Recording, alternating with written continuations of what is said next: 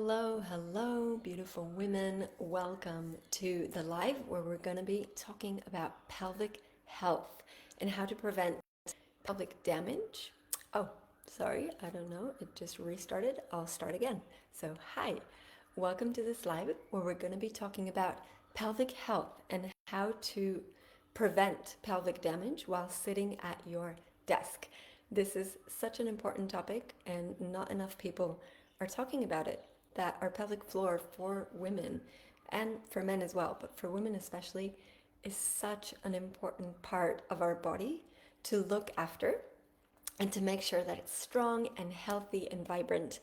And I want to show you some office setups and some alignments that you can check on how to make sure that your pelvis stays healthy and vibrant and strong and flexible. And we'll talk about why that flexibility is important as well.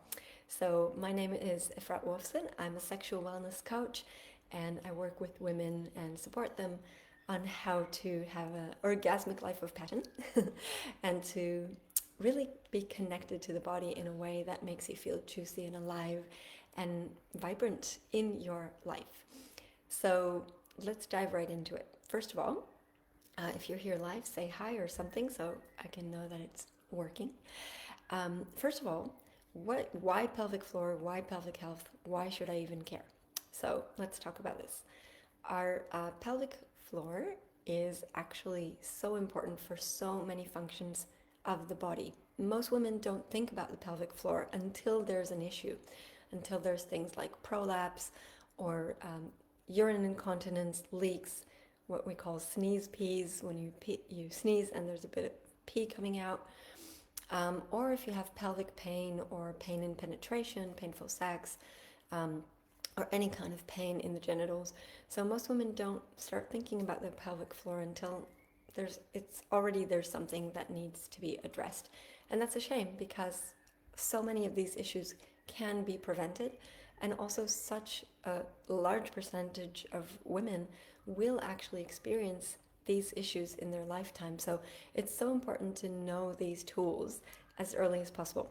So if you're listening to this now and you haven't had any of these issues, that's great, because with good alignment and good pelvic health practices, you can actually prevent that.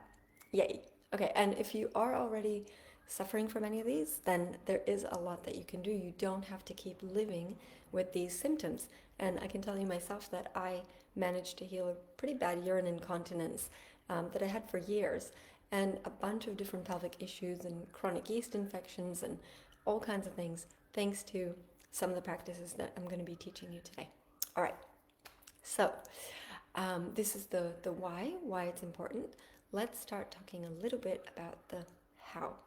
So first of all, it's important to know, I don't know if you've heard this term, that sitting is the new smoking. Okay, so over-sitting is actually one of the things that is causing so many health issues for so many people. If you sit at a desk, if you sit on a chair for many hours a day, let's say more than 2 hours, that can be harmful not only for your pelvic floor, but also you can have back pain, you can have stiffness, you can have knee issues, all kinds of things can happen from over sitting. So I want to show you my office setup and how you can start setting up things in a way so that doesn't have to happen to you. Actually, let's start from alignment, because I want you to understand what I'm doing with this office setup. Okay, so I'm going to do this a bit so you can see me, so you can see my body. When we're talking alignment, there's a few things you want to know, and I know I'm talking about pelvic health, but I'll talk about other parts of the body too, because our whole body is connected. Okay, so one misalignment in one place can cause compensations in other parts of the body, and that's really important to understand. So when we're talking alignment, let me do this. We want our head to be straight, so not looking down. Okay, you will often see people working at a desk and they're doing this. Okay, they're looking down at the screen. So you want the screen to be at your eye level, and ideally even a little bit over, so that you can the top of the laptop or the screen is higher than your eye level. Okay, so that when you're looking in the middle of the screen, Your eyes are looking straight. Your head is straight. See? Like this. I'm looking straight. The other thing, alignment, that I want you to notice is pelvic alignment. So let's look at my pelvis. I see that this is not a great angle, but let's do this. So there's a few ways that our pelvis can be aligned. I'm going to talk about three. One is posterior tilt, one is anterior tilt, and one is neutral pelvis. And we want to keep our pelvis neutral. So let's find that together. So posterior tilt is when, if you put one hand on your pubic bone here, and the other hand on your sacrum here, this big bone here, we want them to be pretty much lined up.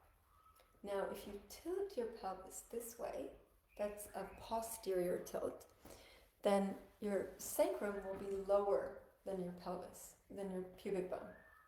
So lower. That's the posterior tilt, which a lot of women actually walk around with this tilt all the time, and we don't even know. When we're sitting on a chair and you're leaning back on a desk chair, your pelvis is in a posterior tilt.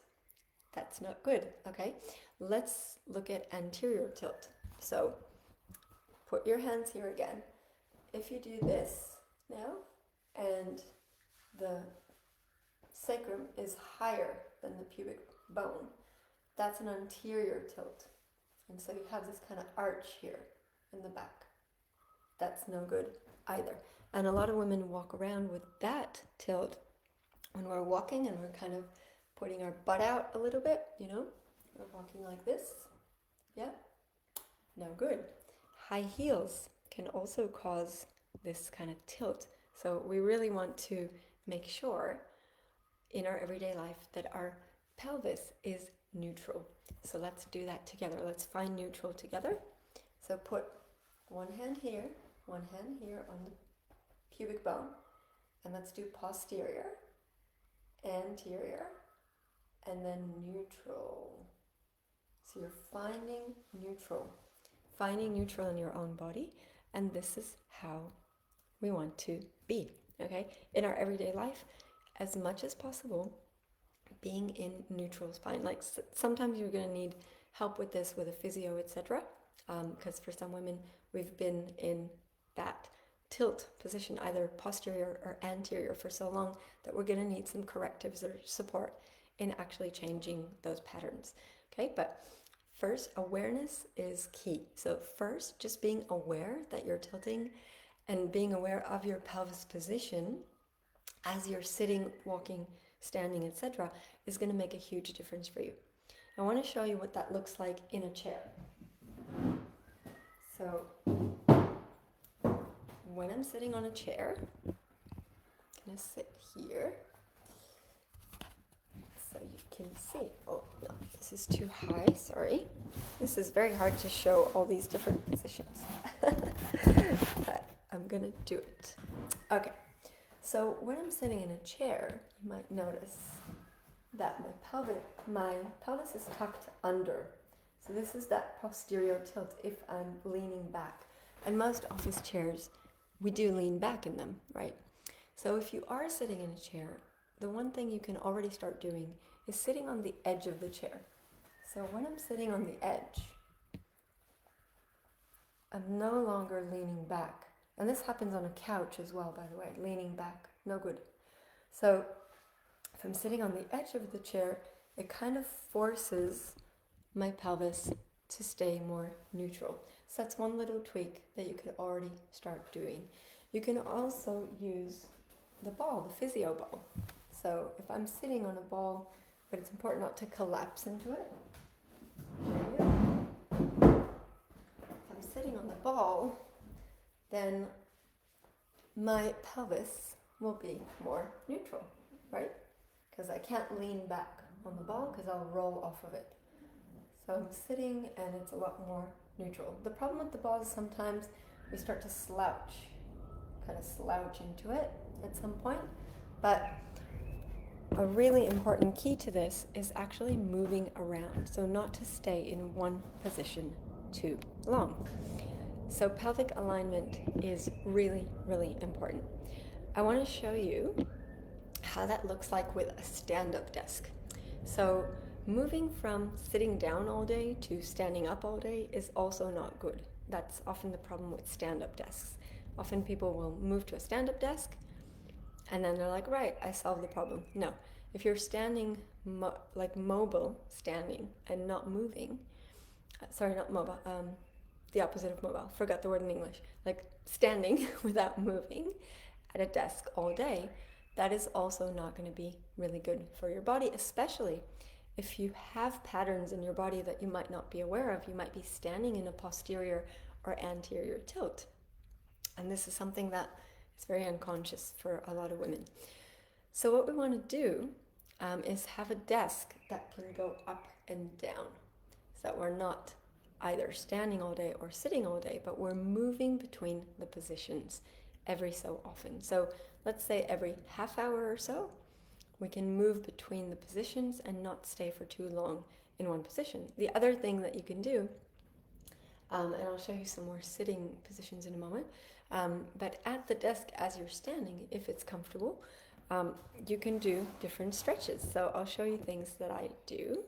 So for example, if I'm working here at the desk, I might have my leg up on the desk and have this kind of stretch, and then I can do it on the other side too.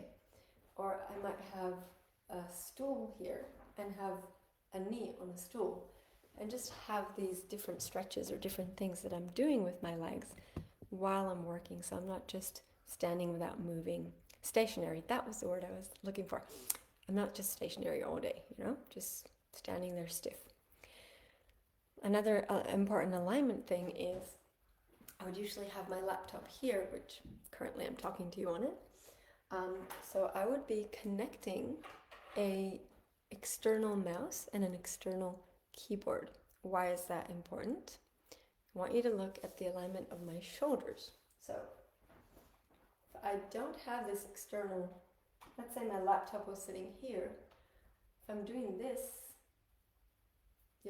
to type, my shoulders are hunching over, and I see this all the time with people working on their laptops at cafes or anywhere, like the laptop is down here and they're doing this, you're kind of leaning in to get to the both the keyboard and the mouse.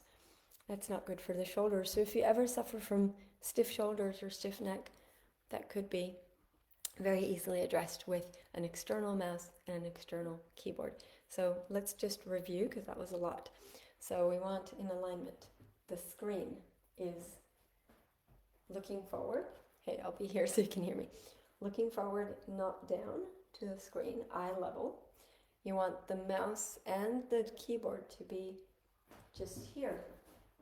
See the alignment of my shoulders, just like that, right? So that keyboard's here, mouse is here. I don't have to do this to get to my keyboard or to my mouse. So that's why these kind of stand-up desks where you have two tiers are really, really good. If it's just one flat, then it's not giving you that ability to align, okay?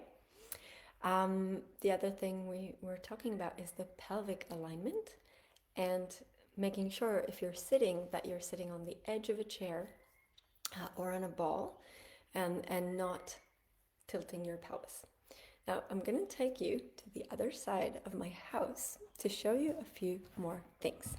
So just bear with me for a sec, because I want to show you other sitting positions that you could do. This is better, of course, if you work from home, which I know a lot of women in this group work from home. And so you can easily do this. If you work at an office, it might be harder, but who knows? You might have, you might find a creative solution to this, right? So I've brought you to my living room. Sorry, it's a bit messy, but sure you'll be fine. Okay, so a few more ideas for sitting at a desk, while you're working. So let's say I've got my laptop here. This is just a coffee table, right? So I'm on the floor right now. You'll see, I'm just sitting on the floor. let's say I've got my laptop here. Again, very important, I will have my mouse and my external keyboard, and then the laptop might be sitting on a block or something so that it's eye level and not like this. Then you could actually work in different sitting positions that keep your pelvic alignment. So for example, like this. If I've got my knees here, and for some women this is really hard, so just see what works for your body. But look at my pelvic alignment here. It's not tilted under, it's not like this, it's straight. Neutral pelvis, really important. So I can work like this. Another option that you might consider is having your legs out, straddled out. So like this. Then I'm working here. Yeah. Now this, by the way, my hands are not in perfect alignment here, but my pelvis is. So that's really good. Straddling, if that's tough, you can try butterflying as well. So having your feet like this and working. Okay, so this can be a really nice one too. And one of my all-time favorites, and this one as well, not everyone will like this or be able to do this, but you can work towards it, and that's squatting. So, working like this. And if this is hard, you can also do this with a wall behind you and lean on the wall. And the reason why squatting is amazing for our pelvic health, it is one of the best actually exercises that you can do for pelvic health. Let me just do this. And when you train your body to be able to squat, then you'll see that actually it'll feel better and better the more you do it. So this is a lot, so I'm going to leave it here in terms of like the office setup. And I'd love to answer any questions. If you have any questions, just write to me in the comments below. And one thing I want you to really understand, because this might sound like a lot of work, right? One thing I want you to understand is that when you have a strong and healthy and flexible pelvic floor, then this will affect everything for you. It affects our body confidence. It affects our, like I said, our posture and the way that we move in the world. You'll be able to feel stronger. And very importantly for sexual wellness, it actually affects our orgasm and pleasure as well.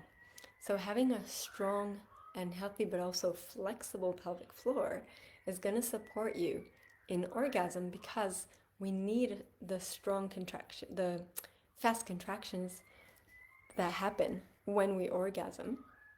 We need a strong pelvic floor for that, but we also need a flexible pelvic floor that can open and relax and receive. And that affects our ability to experience pleasure and orgasm as well. So we don't want a tight vagina. That's like a really harmful myth, actually. But we do want strong and flexible. Yeah. And that's something that you can learn and practice and find out how to do. So to finish this little live, I'd like to invite you to a free class that I'm running next week. It's called Pelvic Power. And we're going to be talking about 5 habits for keeping your pelvic floor strong and flexible. Some of it is going to be a little bit of the stuff we talked here, but this was more specifically at your desk. And we're also going to talk about habits that really harm the pelvic floor that most women don't know that they're doing. One of them is bearing down. We're going to talk about that. There's a lot of things. There's a lot about this topic. But it's important to know these habits so that to make sure that you don't do these things that harm your pelvic floor and your pleasure and your orgasm, etc. And we're going to talk about releasing body shame and how to feel confident and radiant and alive and juicy at any age, at any time in our life as women. So for me, like, this information was so important to learn.